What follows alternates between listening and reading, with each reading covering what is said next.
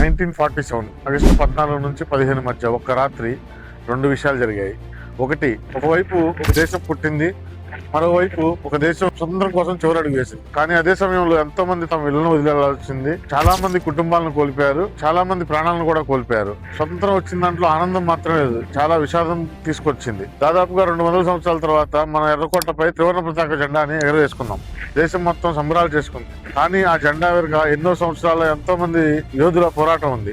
ఎందరో జైళ్లకు వెళ్లారు, ఎందరో లాఠీ దెబ్బలు తిన్నారు, ఎన్నో కుటుంబాలు ఛిద్రమైపోయాయి. తమ ప్రాణాలను దేశం కోసం అర్పించారు. కానీ ఇదంతా వాళ్ళు ఎందుకు చేశారు? ఏదో మనం జెండా పండుగ చేసుకుని సెలవు తీసుకోవడం కోసం చేశారా?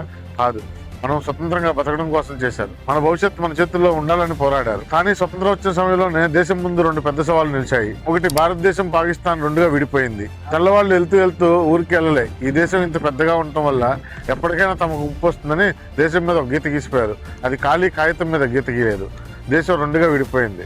మ్యాప్ మీద గీసిన ఒక గీత కేవలం భూమిని విడగొట్టలేదు, మనుషుల జీవితాలను కూడా మార్చేసింది. నిన్నటి వరకు కలిసి జీవించిన కుటుంబాలు తమ ఇళ్లను వదిలి వేరువేరుగా వెళ్లాల్సి వచ్చింది. ఒక ఊరు మరొకరికి పరాయిగా మారిపోయింది. రైళ్లు నిండుగా బయలుదేరాయి. ప్రతి ప్రయాణం సంతోషకరం ప్రయాణం కాదు. ఎంతో మంది తమ గమ్యానికి చేరుకోకుండానే ప్రాణాలు కోల్పోయారు. అందుకే ఆగస్టు 14 మనకు విషాదాన్ని గుర్తు చేస్తుంది. స్వతంత్రం వచ్చిన తర్వాత భారతదేశం ముందు ఇంకో పెద్ద ప్రశ్న మిగిలింది. ఇంతటి త్యాగాల వల్ల వచ్చిన దేశాన్ని ఒకటిగా చేయాలంటే చాలా కష్టంగా మారింది.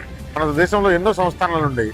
ఇవన్నీ కలిపి ఒకటిగా చేయడం కోసం సర్దార్ వల్లభాయ్ పటేల్ గారు ఒక నిర్ణయం తీసుకున్నారు. దేశం అంటే రకరకాల భాషలు, రకరకాల మనుషులు అందరూ ఉండొచ్చు, కానీ దేశం ఒకేలా ఉండాలి. దేశం బలంగా ఉండాలంటే దేశం ఒకటిగా ఉండాలి. ఇప్పుడు 2026 దాదాపుగా 79 సంవత్సరాల తర్వాత మనం ప్రశ్నించుకోవాలి. ఏమనంటే, వాళ్ళు మనకి స్వతంత్రం ఇచ్చారు, మనం ఆ స్వతంత్రానికి ఏమిస్తున్నాం? వాళ్ళు త్యాగం చేశారు, మనం బాధ్యత తీసుకుంటున్నామా లేదా?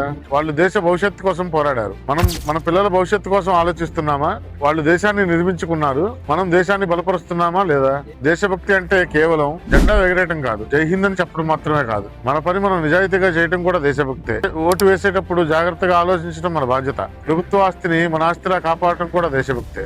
పన్నులు నిజాయితీగా చెల్లించడం కూడా దేశభక్తి. రోడ్లు, పరిసరాలు నీట్ గా ఉంచడం కూడా దేశభక్తే. మనకు చేతనైనంత వరకు ఎదుటి వారికి సహాయపడుతూ ఉండటం కూడా దేశభక్తి కిందకి వస్తుంది. దేశం అంటే కేవలం ప్రభుత్వం, రాజకీయాలు మాత్రమే కాదు. దేశం అంటే మనం. 1947లో మనకు స్వతంత్రం వచ్చింది, కానీ ప్రతి తరానికి ఒక స్వతంత్ర పోరాటం ఉంటుంది. మన తరం పోరాటం అజ్ఞానం మీద, పేదరికం మీద, అవినీతి మీద, వెనకబాటుతనం మీద, మన దేశాన్ని మనమే బలహీనపరుచుకునే ఆలోచనల మీద మన పోరాటం చేయాలి. కానీ ఈ ఆగస్టు 15 జెండాను చూస్తూ మనమే ఒక ప్రశ్న అడుగుతున్నాం. నా దేశం నాకు ఏమి ఇచ్చిందని కాదు, నేను దేశానికి ఏమి ఇచ్చానని ఆలోచించాలి. ఎందుకంటే 1947లో స్వతంత్రం ఊరికే రాలేదు. ఎంతో మంది త్యాగాలు, కన్నీళ్లు, కళల ఫలితంగా వచ్చింది. 1947 ఆగస్టు 14 మనకు గుణపాఠం చెప్తుంది. ఆ రోజుని మళ్ళీ మనం తిరిగి తలుచుకోకూడదు. ఆగస్టు 15 అంటే మనకు బాధ్యత గుర్తు చేస్తుంది. మనకు వచ్చిన స్వేచ్ఛను బలమైన భారతదేశంగా మార్చాలి. మన మధ్య మతాలు వేరుగా ఉండొచ్చు, ఆశయాలు వేరుగా ఉండొచ్చు, రాజకీయాలు వేరుగా ఉండొచ్చు. మన దేశం ఒకటే, మన భవిష్యత్ అంతా ఒకటే, మన ఎజెండా ఒకటే ఉండాలి. 1947లో మన కోసం ఒక తరం అంతా పోరాడి మన స్వతంత్రం తీసుకొచ్చారు. ఈ రోజు మన తరం బాధ్యత భావితరాలకు ఇలాంటి ఇబ్బందులు లేకుండా దేశాన్ని ఇవ్వటం, మన తర్వాత తరాలకు కుల మతాలకు అతీతమైన భారతదేశాన్ని అందించడం. అదే మన స్వతంత్ర సమరయోధులకి ఇవ్వగలిగిన నిజమైన నివాళి. విభేదాలు ఉండొచ్చు, విభజన వద్దు. అభిప్రాయాలు ఏదైనా భారతదేశం అంతా ఒకటిగా భావిద్దాం. స్వతంత్ర దినోత్సవ శుభాకాంక్షలు. జై హింద్.